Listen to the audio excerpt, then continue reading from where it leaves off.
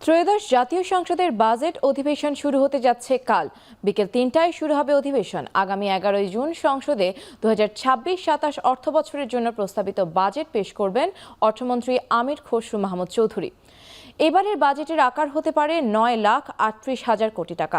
এতে রাজস্ব লক্ষ্যমাত্রা ৬,৯৫,০০০ কোটি টাকা। এর মধ্যে এনবিআর থেকে আয় ধরা হচ্ছে ৬,০৪,০০০ কোটি টাকা। বাজেটে ঘাটতি ধরা হয়েছে ২,৪৩,০০০ কোটি টাকা।